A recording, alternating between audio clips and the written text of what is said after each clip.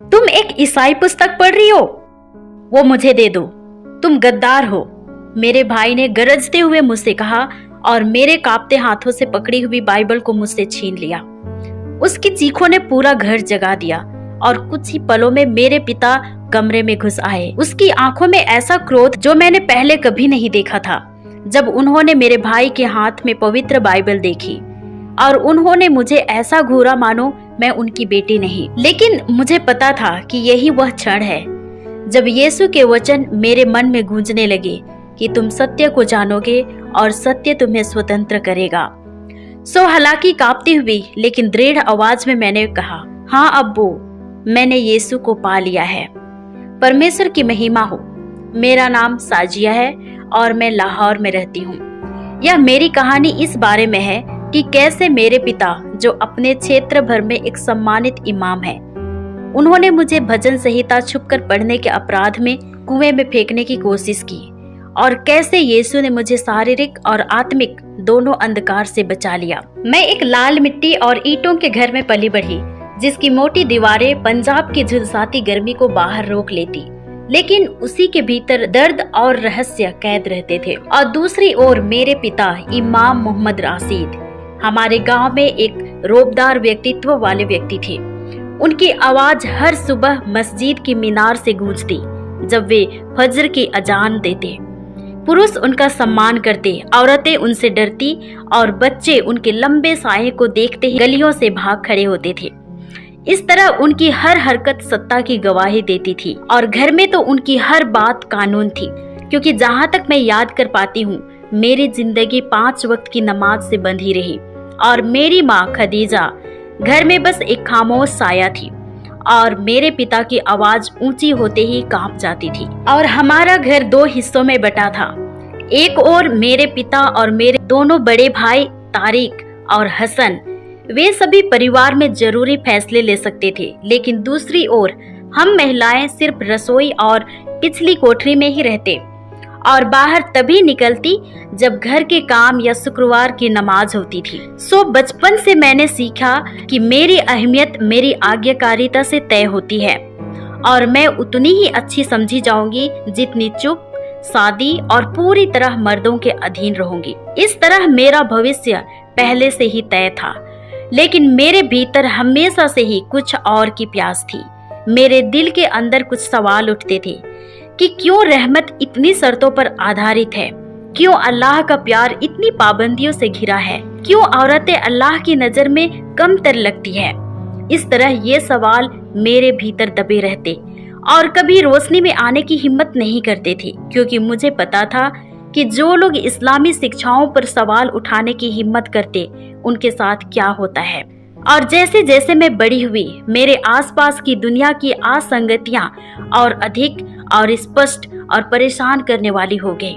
मेरे पिता हर शुक्रवार इंसाफ और रहम के उपदेश देते थे, लेकिन घर पर उनका गुस्सा निर्दयी और हिंसक था। हमारे समाज में घरेलू हिंसा एक खुला राज था और हमें यही सिखाया जाता था कि यह प्राकृतिक नियम है, पति को औरत को काबू में रखने का अधिकार है। इस तरह औरतें अपनी जिंदगी का कोई फैसला खुद नहीं कर सकती, उनकी राय की कोई कदर नहीं थी, उनके सपने मायने नहीं रखते थे। मेरे पिता दान और गरीबों की मदद पर बड़े प्रवचन देते थे, लेकिन जब कोई भिखारी हमारे दरवाजे पर आता तो वह कठोर शब्दों और धमकियों से भगा देते। और मेरा भाई तारिक मेरे पिता के नक्शे कदम पर चल रहा था। वह मुझसे ऐसे बातें करता जैसे मैं कोई उसकी जायदाद हूँ। उसके हुक्म आखिरी फैसले होते थे। अगर मैंने कभी विरोध करने की कोशिश की तो उसे बगावत माना जाता था। लेकिन एक दिन जब मैं और मेरी माँ फैसलाबाद के बाजार में मसाले खरीदने जा रहे थे, एक बातचीत ने मेरी सोच की दिशा हमेशा के लिए बदल दी। 2 औरतें कपड़े की दुकान के पास धीमी आवाज में बातें कर रही थी। उनकी फुसफुसाहट हल्ले गुल्ले में भी मेरे कानों तक पहुंच गई। यास्मीन को सुकून मिल गया है, एक औरत बोली, और दूसरी औरत हैरानी से पूछती है, कैसे? उसे तो उसका पति हर रोज मारता है। और फिर पहली औरत ने फुसफुसाते हुए कहा, उसका पति ईसा के मानने वालों में शामिल हो गया है। कहते हैं कि ईसा उन्हें उम्मीद देते हैं और उनकी नजरों में सभी आत्माएं कीमती है, यहाँ तक कि औरतों की भी। ये बातें सुनकर मेरा दिल थम गया। ईसा वह नाम था जिससे हम यीशु को पुकारते थे, लेकिन हमें हमेशा से सिखाया गया था कि वो बस छोटे दर्जे के नबी हैं, जिनकी पाबंदी करना जरूरी नहीं। और उस दिन धीरे धीरे वह बातचीत बाजार के शोर में गुम हो गई, लेकिन उनके शब्द कागज पर आग की लकीर की तरह मेरे मन पर अंकित हो गए। और उस रात ठंडी फर्श पर अपनी चटाई पर लेटे हुए मैं बस वही सोचती रही कि क्या वास्तव में कोई ऐसा विश्वास हो सकता है जहां औरतें भी कीमती हो। और इसके बाद मेरी जिज्ञासा उपजाऊ मिट्टी में बीज की तरह अंकुरित होती गई, लेकिन साथ ही डर भी, क्योंकि मुझे पता था हमारे देश में दूसरे मतों पर विचार करना भी खतरनाक है और धर्म त्याग की सजा मौत तक हो सकती है, क्योंकि इस्लाम को छोड़ना सबसे बड़ा गुनाह माना जाता है। लेकिन बीज बोया जा चुका था और अब कोई उसे रोक नहीं सकता था। 3 हफ्ते बाद बाजार वाली घटना ने अप्रत्याशित रूप ले लिया। मेरी माँ ने मुझे अंडे लेने भेजा एक ईसाई परिवार के घर, जो हमारे गांव के किनारे रहते थे। और क्योंकि वे ईसाई थे, लोगों ने उन्हें सहा तो था, लेकिन उन्हें दूर रखा, जैसे कि उनका धर्म एक संक्रामक हो। सामुएल मसीह लगभग 50 साल के एक सज्जन, सफेद होते बाल, दयालु आंखें, बिल्कुल उस कठोरता के विपरीत जो मैंने अपनी बिरादरी के मर्दों में देखी थी। उनकी पत्नी मरिया, उसने मुझे सच्चा मुस्कान देकर स्वागत किया। ऐसी मुस्कान मैंने गांव की मुसलमान औरतों के चेहरे पर शायद ही देखी हो। उनका घर साधारण था, लेकिन उसमें शांति गूंजती थी। दीवार पर एक तस्वीर टंगी थी, सफेद वस्त्रों में एक व्यक्ति जो बाहें फैलाए हुए था, जैसे किसी का स्वागत कर रहा हो। उसकी आंखों में करुणा थी, जैसे कि सीधे मेरे दिल को छू जाए। और मेरी हैरानी देखकर मरिया बोली, यह हमारे उद्धारकर्ता यीशु हैं। वह हम सबके साथ समान रूप से प्रेम करते हैं, चाहे हम स्त्री हो या पुरुष, अमीर हो या गरीब। उनके शब्द बिजली की तरह मेरे दिल में गिरे। मैं आश्चर्यचकित थी। बिना कोई शर्त के प्यार, कोई लिंग आधारित भेदभाव नहीं। मेरे हाथ कांप रहे थे जब मैंने अंडों की टोकरियां उठाई, लेकिन मेरा मन उन्हीं क्रांतिकारी शब्दों में उलझा था। क्या मैं और जान सकती हूँ? मैंने धीरे से पूछा, दरवाजे की ओर झांकते हुए यह यकीन करने को कि कोई हमें देख तो नहीं रहा। मारिया ने अपने पति की ओर देखा। सामुएल ने गंभीरता से सिर हिलाया। यह तुम्हारे लिए खतरनाक है बेटी। सामुएल ने सचमुच चिंता जताई। तुम्हारे पिता इमाम हैं, अगर उन्हें पता चला तो। लेकिन मैंने लगभग गिड़गिड़ाते हुए कहा, मुझे सच जानना है, आप प्लीज इसके बारे में मुझे बताइए। और सामुएल पीछे के कमरे में गए और एक किताब लेकर लौटे। यह भजन संहिता है, उन्होंने धीरे से कहा। राजा दाऊद के वचन, जो परमेश्वर के प्रेम से परिपूर्ण है। यदि तुम सच्चाई जानना चाहती हो तो यहीं से शुरू करो। और मैंने उस पुस्तक को अपने दुपट्टे की सिलवटों में छिपा लिया और सावधानी पूर्वक घर चली गई। और उस रात जब पूरा परिवार गहरी नींद में सो चुका था, मैंने अपने कमरे में एक छोटा सा तेल का दिया जलाया और उस वर्जित पुस्तक को खोला। और मैंने भजन संहिता के पहले अध्याय की पंक्तियां पढ़ना शुरू किया। धन्य है वह मनुष्य जो दुष्टों की सम्मति में नहीं चलता, पापियों के मार्ग में नहीं खड़ा होता और ना ही ठट्ठा करने वालों की सभा में बैठता। ये शब्द मेरे प्यासे आत्मा पर शहद की तरह बहने लगे। हर पद्य मेरे सामने एक अलग ईश्वर को प्रकट कर रहा था। एक ऐसा परमेश्वर जो शरण और सांत्वना देने वाला है, ना कि केवल न्याय और दंड देने वाला। भजन संहिता तेज पढ़ते समय हर शब्द ने मेरे अस्तित्व की गहरी तंतुओं को छू लिया। यहोवा मेरा चरवाहा है, मुझे किसी वस्तु की घटी ना होगी। और वह मुझे हरी हरी चराइयों में बैठाता है, वह मुझे शांति जल के पास ले चलता है। जैसे ही मैंने ये पढ़ा, मेरी आंखों से आंसू बहने लगे। यह ईश्वर चरवाहा था, अत्याचारी नहीं। यह ईश्वर विश्राम देता है, बोझ नहीं थोपता। यह ईश्वर वादा करता है कि मृत्यु की साया की घाटी से गुजरते समय वह मेरे साथ होगा, ना कि मुझे अकेला छोड़ देगा। सो इस तरह हर रात मैं इसे छिपकर पढ़ने लगी। और सामुएल ने वादा किया था कि यदि मैं इसे पढ़ने में सच्ची रुचि दिखाऊंगी तो वह मुझे और भी पुस्तकें देंगे। सो 2 हफ्तों तक छुपकर पढ़ने के बाद मैं ताजा दूध खरीदने के बहाने उनके घर फिर से वापस गई और इस बार उन्होंने मुझे यूहन्ना रचित सुसमाचार का एक हिस्सा दिया। उसके पन्ने भजन संहिता से भी अधिक पुराने और घिस चुके थे। यीशु के बारे में पढ़ो, उन्होंने धीरे से कहा। पढ़ो कि उन्होंने औरतों के साथ कैसा व्यवहार किया, कैसे उन्होंने समाज के तिरस्कृत और उपेक्षित लोगों से प्रेम किया। उस रात मैंने यूहन्ना अध्याय 4 पढ़ना शुरू किया, जिसमें उस सामरी स्त्री की कहानी थी जो कुएं पर प्रभु यीशु से मिली।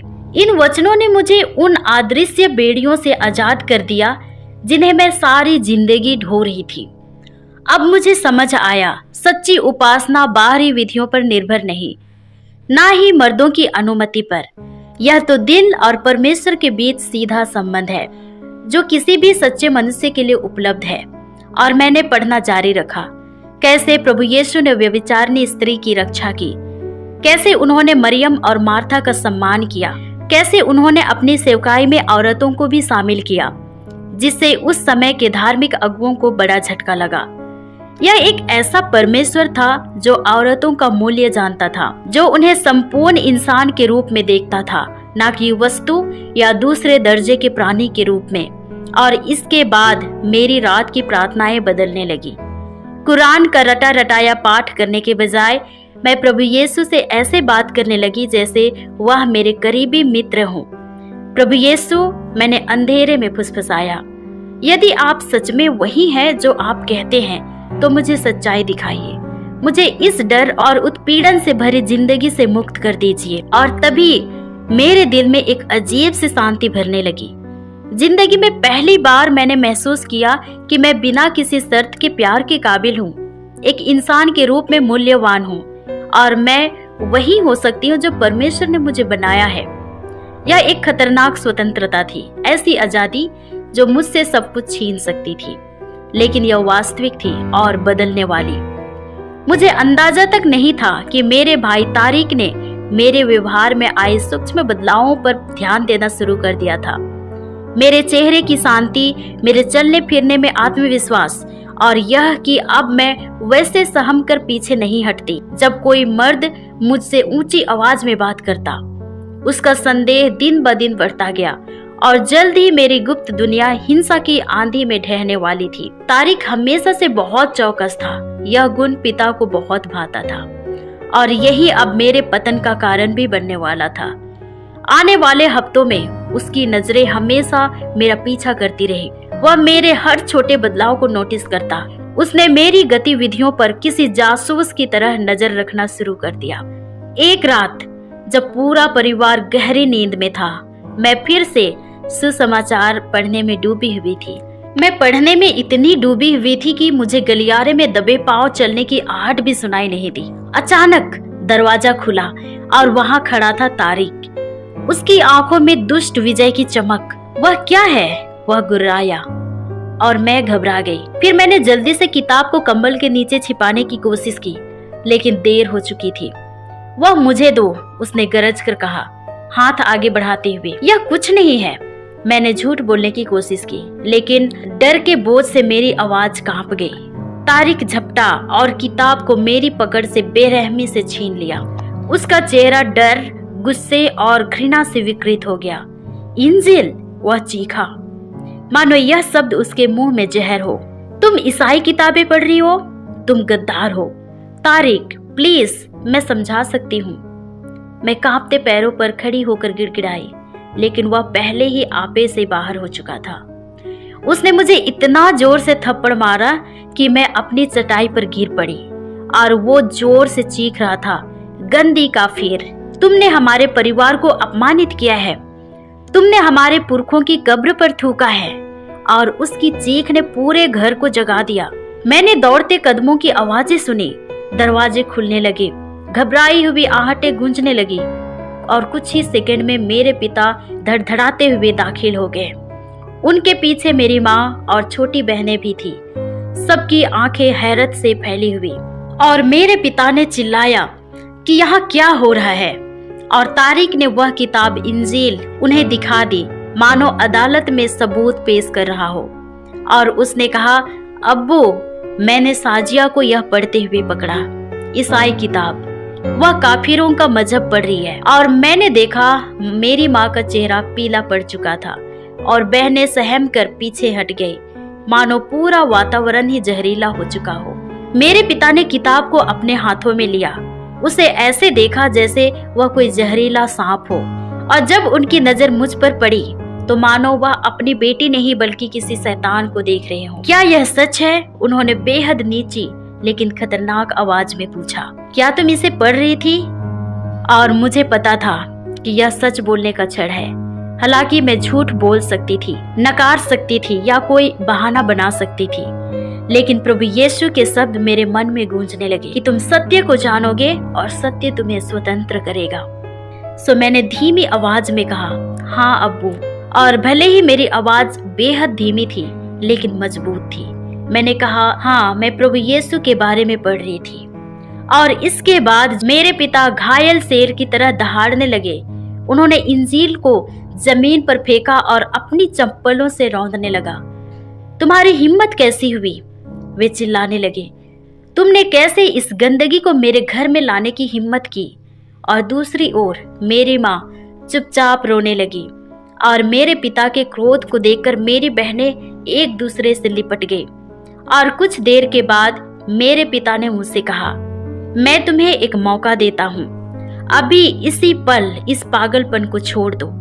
एहसास करो कि अल्लाह एकमात्र खुदा है और मोहम्मद उसका संदेशवाहक है। अब अपनी गलती के लिए माफी मांगो और शायद तब मेरे दिल में तुम्हारे लिए कुछ रहम बाकी रह सके। लेकिन मेरे गले में शब्द अटक गए। हालांकि मेरे भीतर का एक हिस्सा मान जाना चाहता था, आसान रास्ता चुनना चाहता था ताकि परिवार की शांति बनी रहे। लेकिन तभी मुझे वह शांति याद आई जो मसीह में मैंने पाई थी, वह स्वतंत्रता जिसे मैंने उसके बिना शर्त वाले प्यार में महसूस किया था। सो मैंने धीरे से कहा, नहीं, मैं ऐसा नहीं कर सकती। और फिर मैंने जोर से दोहराया, मैं उस सत्य से इनकार नहीं कर सकती जो मैंने पाया है। यीशु ही मार्ग है, सत्य है और जीवन है। और इसके बाद उस कमरे में मौत जैसी खामोशी छा गई। फिर मेरे पिता तेजी से मेरी ओर बढ़े और उन्होंने मुझे जोर से थप्पड़ मारा और कहा कि तुम मेरी नजरों से दूर हो जाओ। और मैं लड़खड़ाते हुए कमरे से बाहर निकल गई, लेकिन पीछे से तारिक की धीमी और जहरीली आवाज ने मेरा पीछा किया। उसने कहा, अब तुझे वही मिलेगा जिसकी तू हकदार है। और इसके बाद मेरे पिता ने मुझसे एक शब्द तक नहीं कहा, लेकिन उनकी चुप्पी किसी भी चीख से ज्यादा भयावह थी। वह मुझे ऐसे देखते थे जैसे मैं कोई अजनबी हूँ। सो जब मेरे पिता पास नहीं होते तो मेरी माँ बेताबी से मुझे समझाने की कोशिश करती थी, लेकिन मैं उस सत्य से मुंह नहीं मोड़ सकती थी जिसे मैंने पाया था। मसीह ने मेरी आत्मा को इतने गहरे रूप से बदल दिया था कि उनसे मुकरना मानो अपना हृदय नोचकर बाहर फेंकने जैसा था। सो मैंने धीरे से कहा, अम्मी, मैं झूठ के सहारे नहीं जी सकती, क्योंकि मैंने सत्य को पा लिया है और उस सत्य ने मुझे मुक्त कर दिया है। ये सुनने के बाद मेरी माँ भयभीत होकर मुझसे मुड़ गई, मानो मेरे शब्द संक्रामक हो। और कुछ ही दिनों में मेरे धर्म त्याग की खबर गांव भर में फैल गई। अब जहाँ कहीं मैं जाती, लोग मेरे विरुद्ध बोलते थे। हमारा घर एक खामोश युद्ध भूमि बन गया था और मेरी छोटी बहनें फातिमा और आयशा, उनको सख्त हिदायत दी गई थी कि मुझसे पूरी तरह दूरी बनाए रखे। और उन दिनों मेरी तन्हाई दिन ब दिन और बढ़ती चली गई। मुझे परिवार के साथ खाने से रोक दिया गया। अब मुझे अकेले रसोई में खाना पड़ता, वो भी तब जब सब लोग खा पी चुके होते थे। और एक रात मैंने मेरे पिता को कुछ गांव के बुजुर्गों से धीमे स्वर में मेरी स्थिति पर चर्चा करते हुए सुना।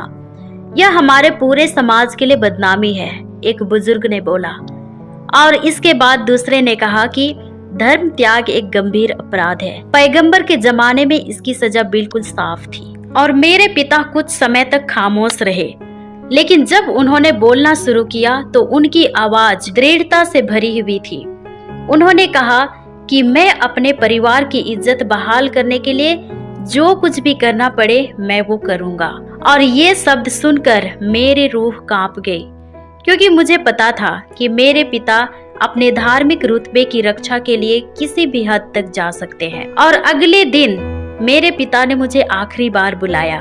उन्होंने कहा, साजिया, तूने हमारे परिवार का नाम डुबो दिया है, तूने अपने पुरखों की कब्र पर थूका है, तूने अपने माँ बाप और दादा दादी के धर्म को ठुकरा दिया है। मैं चुप रही, क्योंकि जानती थी कि मेरा एक एक शब्द उनके गुस्से को और भड़का देगा।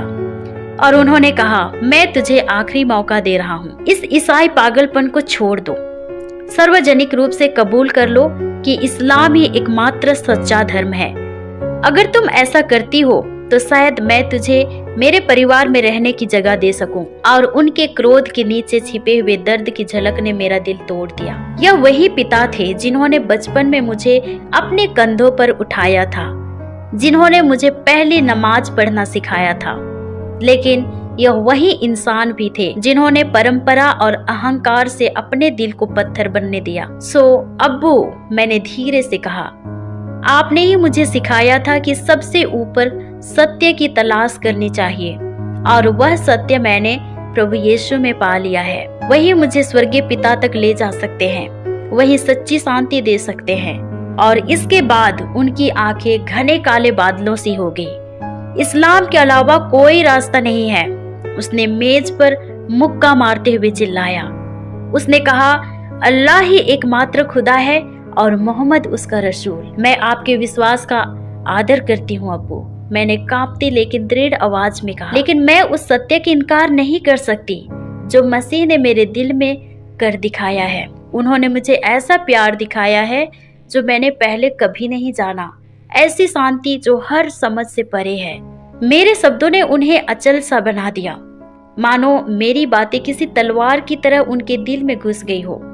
और उसने कहा, अब से तुम मेरी बेटी नहीं हो। अगर तू उन सलीबों खुदाओं का पीछा करना चाहती हो तो अपने गद्दारी के नतीजे भुगतने के लिए तैयार हो जाओ। आप क्या करने वाले हैं? मैंने डरते हुए पूछा। हालांकि भीतर से मैं पहले ही जवाब जानती थी। मैं वही करने जा रहा हूँ जो मुझे उसी पल करना चाहिए था जब मैंने तुम्हारे धर्म त्याग का पता लगाया था। मेरे पिता ने कहा, मैं तुम्हारे कारण हमारे परिवार की इज्जत पर लगे दाग को मिटाने जा रहा हूँ। और उस रात मैं बिल्कुल भी नहीं सोई। मैं अपने कमरे की खिड़की पर बैठी आसमान को ताकती रही और प्रभु यीशु से प्रार्थना की। प्रभु, मैंने अंधेरे में फुसफुसाया, अगर यह आपकी राह पर चलने की कीमत है तो मुझे इसे साहस के साथ चुकाने में मदद कीजिए। मेरे विश्वास को डगमगाने मत दीजिए, चाहे कुछ भी हो जाए। फिर एक अलौकिक शांति ने मुझे ढक लिया, मानो अदृश्य हाथ मुझे थामकर गले लगा रहे हों। और प्रभु यीशु के शब्द मुझे याद आए, इस संसार में तुम्हें क्लेश होगा, परंतु ढाढ़स रखो, मैंने संसार को जीत लिया है। मुझे यह बिल्कुल पता नहीं था कि अगली सुबह मेरा संसार सबसे क्रूर तरीके से समाप्त होने जा रही है। सूरज अभी उगा भी नहीं था कि अचानक मेरे पिता मेरे कमरे में घुस आए। उनके साथ तारिक और 2 अनजान व्यक्ति थे और उन्होंने बिना एक शब्द कहे मेरे हाथ पकड़ लिए और मुझे घर से घसीट कर बाहर ले गए। अब्बू प्लीज, मैंने संघर्ष करते हुए कहा, लेकिन मेरे पिता ने मेरी ओर देखा तक नहीं और वे आगे आगे इस तरह चल रहे थे मानो किसी अप्रिय लेकिन जरूरी फर्ज को निभाने निकले हों। और मेरी माँ दरवाजे पर खड़ी चुपचाप रो रही थी और उन्होंने मुझे गेहूं के खेतों में घसीटा। मेरे नंगे पैर पत्थरों से चुभ रहे थे, पर वह शारीरिक दर्द उस हृदय विदारक पीड़ा के सामने कुछ भी नहीं था। और मैंने उनसे गिड़गिड़ाकर पूछा कि मुझे कहाँ ले जा रहे हो? वहाँ जहाँ गद्दारों को लिया जाता है और जहाँ तू धर्म त्याग की कीमत समझोगी। तारिक ने एक क्रूर मुस्कान के साथ बुदबुदाया और हम घंटों तक चलते रहे, हमारे गांव से बहुत दूर एक वीरान इलाके की ओर, जहां बस कांटेदार झाड़ियां और पत्थर थे। और आखिरकार हम एक पुराने कुएं के सामने रुक गए और मेरे पिता ने कुएं की ओर इशारा करते हुए कहा कि अब यही तेरी बगावत खत्म होगी। अब्बू नहीं, उनके सामने मैंने घुटनों के बल गिरते हुए कहा, मैं आपकी बेटी हूँ, आप यह कैसे कर सकते हैं? और घर से निकलने के बाद पहली बार उन्होंने सीधा मेरी आंखों में देखा और कहा कि वह बेटी जिसे मैंने पाला था अब वह नहीं रही, और मेरे सामने जो खड़ी है वह एक अजनबी है। वह अल्लाह की दुश्मन और अपने ही परिवार की दुश्मन है। उसने कहा, अब तुम उस आसमान के नीचे जीने की काबिल नहीं हो जहां ईमान वाले जीते हैं, और अगर तुम्हारा ईसाई ईश्वर इतना ताकतवर है, तारिक ने जहरीली हंसी के साथ कहा, तो उसे आने दो और तुम्हें बचाने दो। और दोनों आदमी मुझे जमीन से उठाकर कुएं के किनारे ले गए। फिर मेरे पिता ने फिर से कहा, आखिरी मौका, यीशु को छोड़ दो, कहो कि अल्लाह ही एकमात्र खुदा है, अभी कह दो और मैं तुझे माफ कर दूंगा। मैंने कुएं में झांका जिसकी गहराई अंतहीन थी, और मुझे पता था कि वह इतना गहरा है कि मेरी हड्डियां तोड़ देगी, मेरी उम्मीदें कुचल देगी। लेकिन फिर मुझे यीशु के शिष्यों के द्वारा कहे वो शब्द आए, उनसे मत डरो जो शरीर को तो मार सकते हैं पर आत्मा को नहीं, बल्कि उससे डरो जो आत्मा और शरीर दोनों को नरक में नष्ट कर सकता है। सो मैं अपने उद्धारकर्ता को इनकार नहीं कर सकती। मैंने ठान लिया और मैं दोहराती रही कि यीशु परमेश्वर के पुत्र हैं और मेरे लिए झूठ में जीने से बेहतर है उसके साथ अनंत काल में बिताना। और मेरे पिता ने कुछ पल के लिए आंखें बंद कर ली, मानो असंभव कार्य करने की शक्ति जुटा रहे हो। और जब उन्होंने आंखें खोली, उनमें मानवता की थोड़ी भी झलक ना थी। और उसने कहा, ठीक है, तो जैसा तूने चुना है वैसा ही होगा। फिर उनके इशारे पर उन दो आदमियों ने मुझे धक्का दे दिया और क्षण भर के लिए मैं हवा में लटक गई और मैं गहरे अंधकार में गिर रही थी। सो उस भय के क्षण में मैंने प्रभु यीशु को पुकारा। मैंने कहा, प्रभु मेरी आत्मा को स्वीकार कीजिए। और तुरंत मैं कुएं के तल पर गिर पड़ी। वह दर्द अकल्पनीय था। ऐसा लग रहा था मानो शरीर की हर हड्डी एक साथ चूर चूर हो गई हो। और मैंने हिलने की कोशिश की, पर हर कोशिश पर बिजली सी पीड़ा मेरे पूरे शरीर में दौड़ जाती और मेरा बायां पैर अजीब सा टेढ़ा हो चुका था क्योंकि वह टूट चुका था और शरीर पर अलग अलग जगह से खून बह रहा था। और अंधेरे में मैंने कहा, क्यों प्रभु, आपने ये चीज क्यों होने दिया? लेकिन उसी क्षण जबकि सवाल मेरे होठों पर ही था, एक अजीब सी शांति मेरे ऊपर उतरने लगी। यह पीड़ा की अनुपस्थिति नहीं थी, घाव अब भी आग की तरह जल रहे थे, लेकिन यह कुछ और गहरा था, एक उपस्थिति जो उस गहरे अंधेरे कुएं को अदृश्य प्रकाश से भर रही थी। और इसके बाद, मैं तेरे साथ हूँ, मैंने एक धीमी आवाज सुनी। यह आवाज मेरे कानों में नहीं, मेरे दिल में गूंजी। और फिर से मैंने एक और आवाज सुनी, मैंने तुझे कभी भी नहीं छोड़ा है और ना ही कभी छोड़ूंगा। और इस तरह कई घंटे दिन में बदल गए। भूख और प्यास ने शारीरिक पीड़ा को और असहनीय बना दिया, लेकिन प्रभु यीशु की उपस्थिति ने मुझे कभी भी नहीं छोड़ा और वहां अंधकार के बीच मेरे साथ। सो अपने होशो हवास के क्षणों में मैंने निरंतर प्रार्थना करती रही। हे पिता, मैंने अंधकार में कहा, मेरे पिता को क्षमा कर, तारीख को क्षमा कर, उन सबको क्षमा कर जिन्होंने मुझे चोट पहुंचाई है। और अगर मुझे यही मरना है तो मेरी मृत्यु तेरी महिमा के लिए हो। और तीसरे दिन जब जीवित रहने की आशा लगभग पूरी तरह बुझ चुकी थी, मैंने ऊपर से आवाजें सुनी। यह आवाज सामुएल मसीह की थी। उसने कहा, साजिया, क्या तुम हमें सुन सकती हो? मैंने कहा, हाँ, मैं यहाँ हूँ। मेरी आवाज इतनी कमजोर थी कि मुझे लगा शायद कोई भी नहीं सुन पाएंगे, लेकिन उन्होंने सुन लिया। और तुरंत एक रस्सी नीचे उतारी गई और उसके साथ ही सामुएल स्वयं नीचे उतरे, अपनी जान जोखिम में डालकर उस लड़की को बचाने आए जिसे सिर्फ मसीह का अनुसरण करने की वजह से कुएं में फेंक दिया गया था। और आखिरकार मुझे बाहर खींच लिया गया, जो आधा बेहोश लेकिन जिंदा थी। और सबसे पहले मैंने जो देखा वह यीशु का चेहरा था, जो मेरे मसीही भाइयों की करुणामयी आंखों में झलक रहा था। मुझे ना छोड़ने के लिए धन्यवाद प्रभु, मैंने धीरे से कहा, क्योंकि वास्तव में यह ईश्वरीय प्रबंध ही था। और मुझे बाद में पता चला कि सामुएल की पत्नी मरिया लगातार 3 रातों तक एक व्याकुल कर देने वाला सपना देख रही थी। उन्होंने देखा सफेद कपड़ों में एक युवती किसी अंधेरी जगह में फंस गई है और यीशु का नाम पुकार रही है, और पवित्र आत्मा ने उसे चैन से रहने नहीं दिया जब तक कि उसने इसके बारे में सामुएल को नहीं बताया। सो इसके बाद जब वे उस विशेष कुएं तक पहुंचे और मेरी धीमी चीखें सुनने को मिली, तब वे समझ गए कि परमेश्वर ने उनको ठीक वहीं पहुंचाया था जहां उन्हें जाना चाहिए था।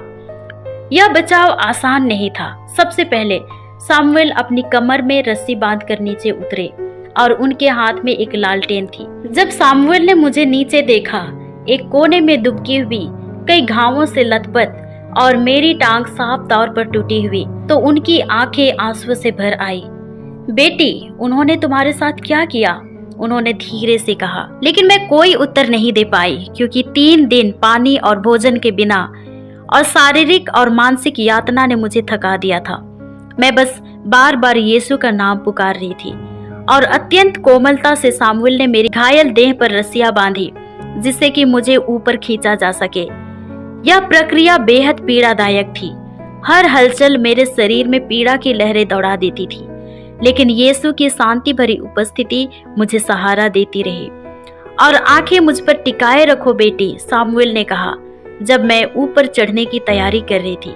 उसने कहा, यीशु तुम्हें उठा रहे हैं। जैसे उन्होंने यूसुफ को कुएं से निकाला था, वैसे ही तुम्हें भी निकालेंगे। उनके शब्द एक भविष्यवाणी से लग रहे थे और धीरे धीरे उन चारों आदमियों ने मुझे उस गहराई से ऊपर खींच लिया। और इसके बाद उन्होंने मुझे बेहद सावधानी से एक ठेले में रखा, जिसे पहले से ही उन्होंने कंबलों और गद्दियों से गद्देदार किया था। फैसलाबाद तक की 2 घंटे की यात्रा के दौरान मैं बार बार बेहोशी की हालत में चली जाती, लेकिन हर बार जब मेरी आंखें खुलती, मैं उनसे पूछती कि तुम सब मेरे लिए इतना जोखिम क्यों उठा रहे हो? क्योंकि परमेश्वर का परिवार ऐसा ही काम करता है, सामुएल ने थकी मुस्कान के साथ उत्तर दिया।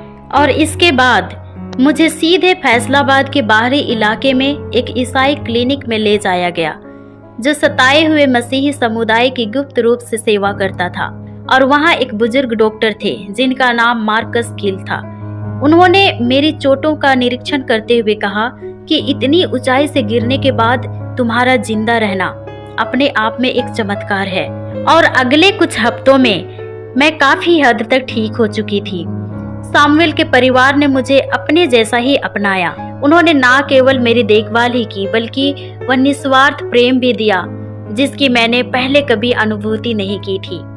मरिया हर सुबह मेरे पलंग के पास बैठती और अपनी कोमल आवाज में बाइबल से अंश पढ़कर सुनाती और मुझे उत्साहित करती थी, जिसके कारण मैं धीरे धीरे ना केवल शारीरिक घावों को संभालना सीखी, बल्कि उस भयानक पीड़ा को भी जो अपने ही परिवार द्वारा इतनी निर्दयता से ठुकराए जाने से पैदा हुई थी। लेकिन उन दिनों मेरे लिए रातें सबसे कठिन थी, क्योंकि डरावने सपने मुझे चीखते हुए जगा देते, मानो फिर से मैं गिर रही हूँ। लेकिन उन अंधकारमय पलों में सामुएल और मरिया मेरे हाथ को थामकर मेरे साथ प्रार्थना करते थे। और दर्द सच्चा है, लेकिन यह हमेशा के लिए नहीं रहेगा, क्योंकि यीशु हर आंसू, हर घाव, हर विश्वासघात को जानता है।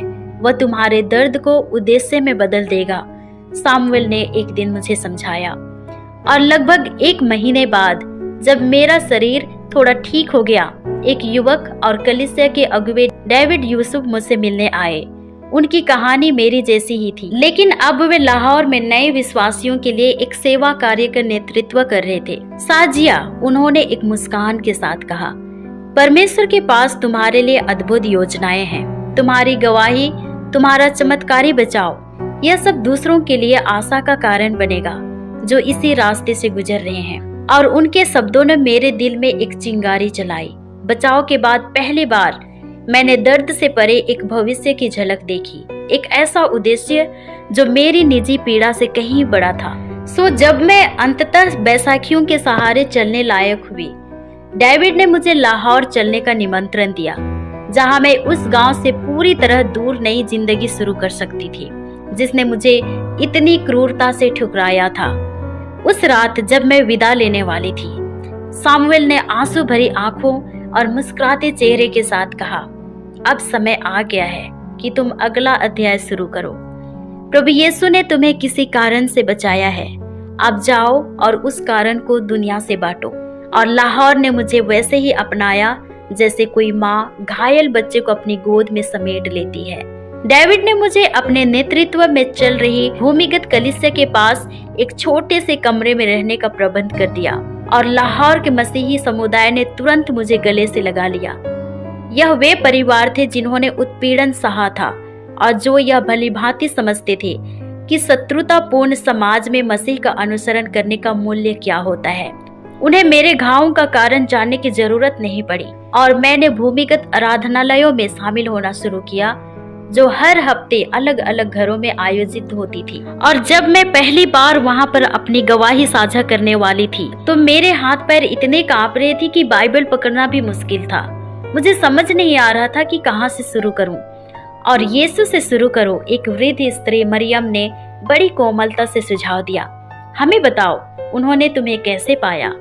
और फिर मैंने कहना शुरू किया। मैंने बताया कि मैं कैसे छुप छुप कर भजन संहिता पढ़ती थी, कैसे सुसमाचारों में मुझे शांति मिली और कैसे मसीह में मुझे निःशर्त प्रेम मिला। और इसके बाद मैंने अपने भाई के छल, अपने पिता के क्रोध और उस भयावह रात का वर्णन किया जब मुझे कुएं में ढकेल दिया गया था। पर यीशु ने कभी मेरा साथ नहीं छोड़ा। मैंने अपने शब्दों को बल देते हुए निष्कर्ष निकाला।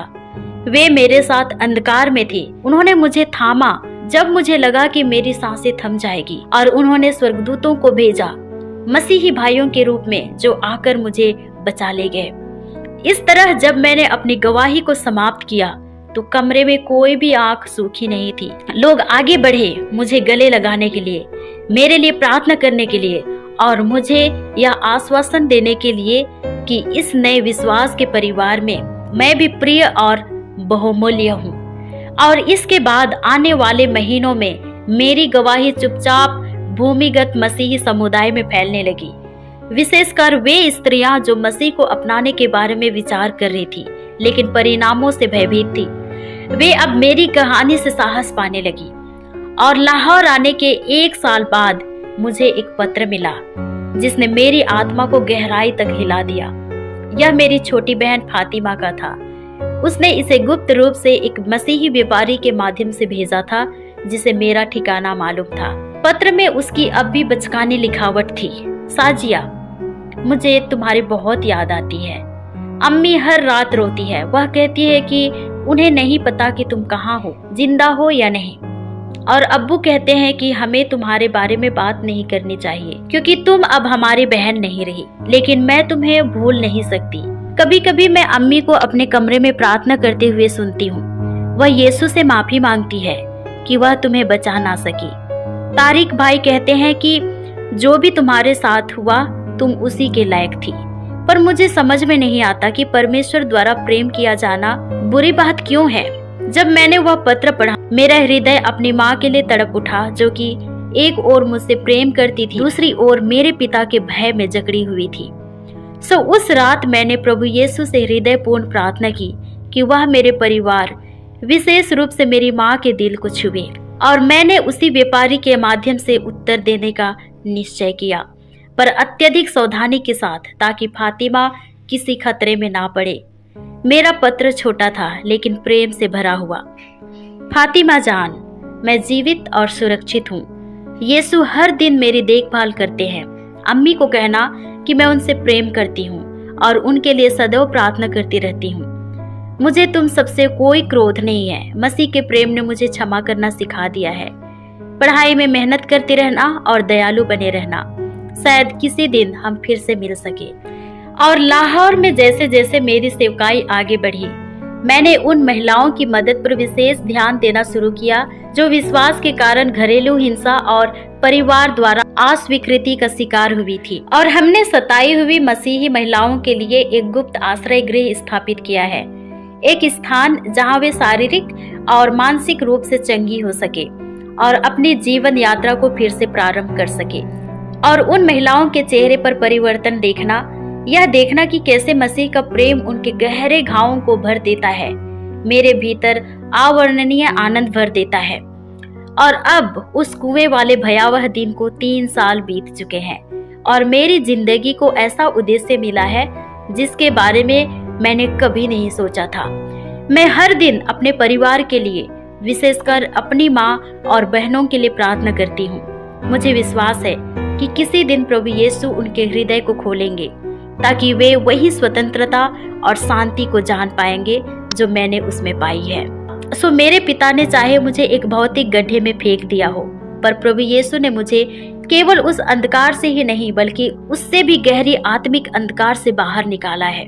उन्होंने मुझे एक नया परिवार, एक नया उद्देश्य और एक नई आशा दी है जिसे कोई भी मुझसे नहीं छीन सकता। और कठिन समय में जब अकेलापन मुझे निगल जाने की धमकी देता है या जब पीड़ादायक स्मृतियां फिर से उभर आती है, तब मैं उन वचनों को याद करती हूँ जो मेरी चंगाई के दिनों में मरियम ने मुझे भजन संहिता 40 से पढ़कर सुनाया था। उसने मुझे निराशा के गड्ढे से, कीचड़ की दलदल से उठाया। उसने मेरे पांव चट्टान पर रखे और मेरी चाल को दृढ़ किया। प्रभु यीशु ने मेरे कदमों को स्थिर किया है और अब मैं उद्देश्य के साथ चलती हूँ, उसके प्रेम को उन सबके साथ बांटते हुए जिन्हें अपने निराशा के गड्ढों से निकलने की जरूरत है।